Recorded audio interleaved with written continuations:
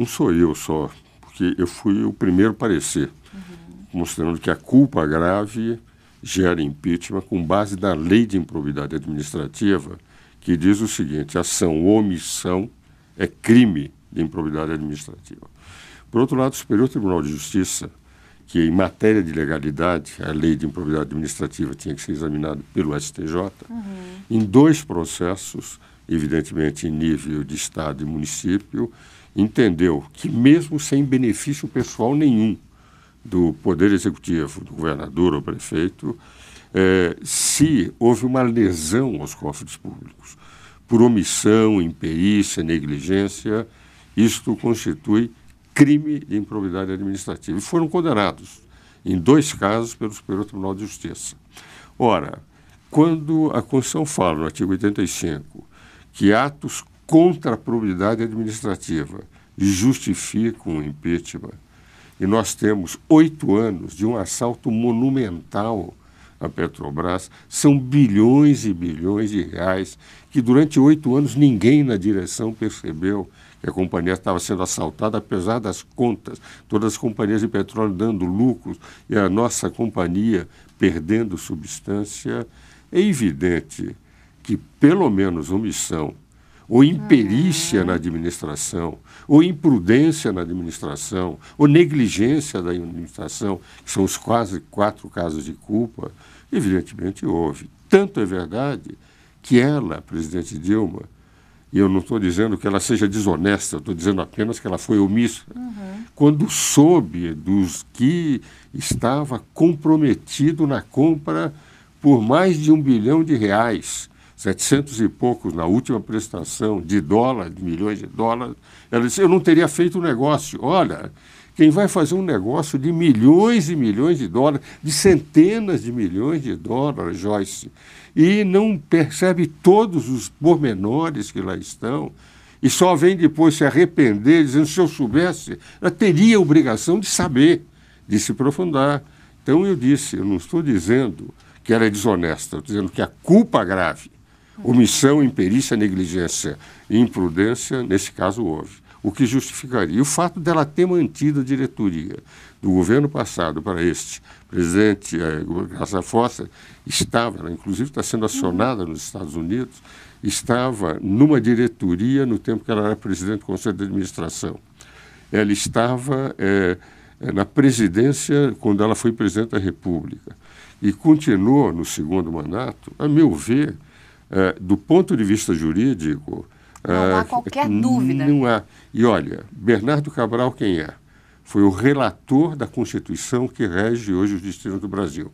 Apoiou meu parecer no artigo na revista Justiça e Cidadania.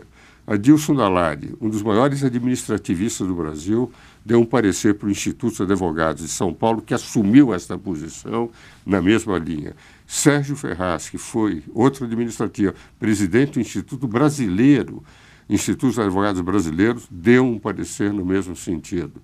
Então, nós estamos tendo manifestações de outros juristas, esses de grande porte, entendendo da mesma forma.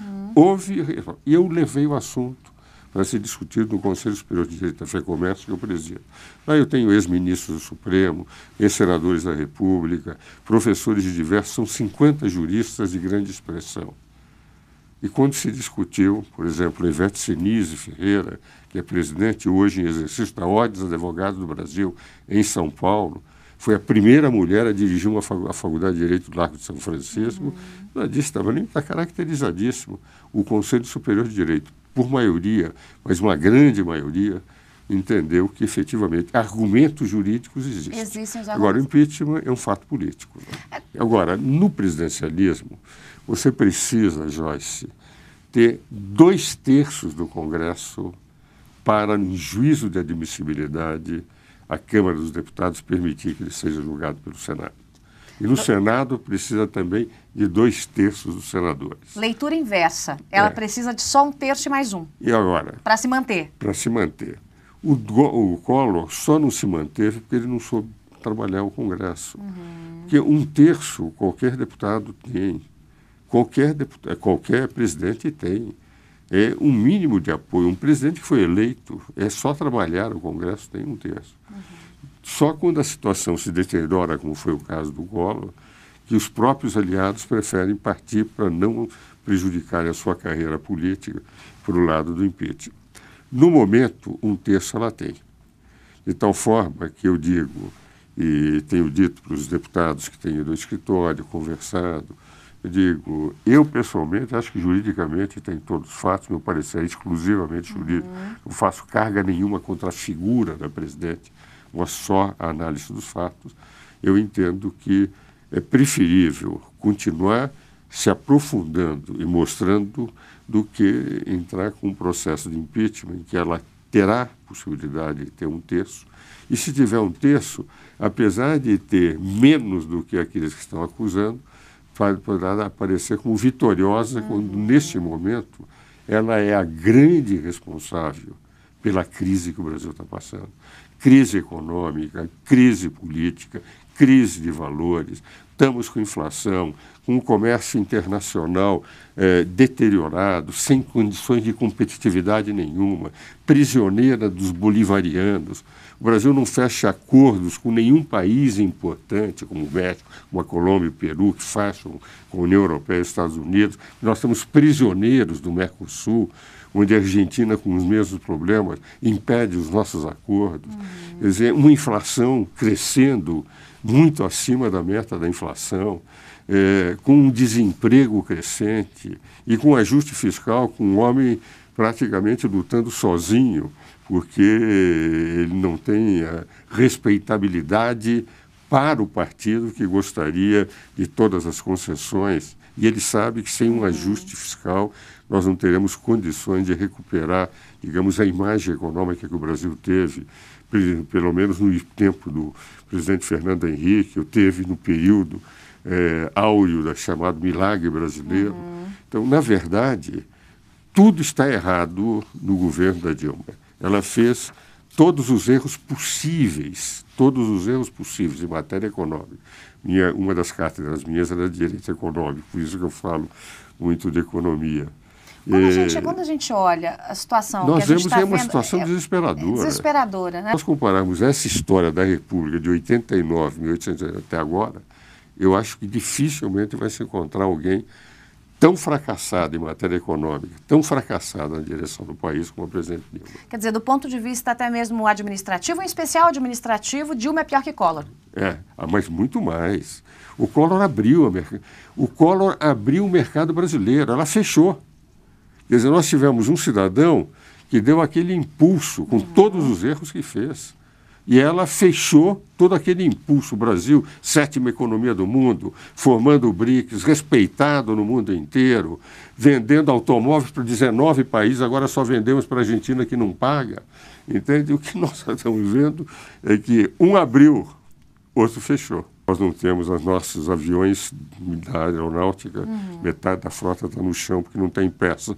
Eu dando $1,5 milhão para fazer um porto em Cuba. Sensacional. Quer dizer, então, na prática, essa ideia de que o poder, o governo, que é próprio da guerrilha, eles queriam um sistema cubano no Brasil, o apoio que dá ao Chaves, dizer, se irrita com o Paraguai, quando eles utilizaram o impeachment que está na Constituição paraguaia corretamente e mantém o presidente Maduro, que é um verdadeiro ditador em relação aos meios de comunicação, às oposições, muda as regras do jogo, como se eu estivesse num jogo de futebol, meu time perdendo de 2-1, então eu marco um pênalti e diz, a partir desse pênalti que eu marquei, esse gol de pênalti vai valer 3 gols.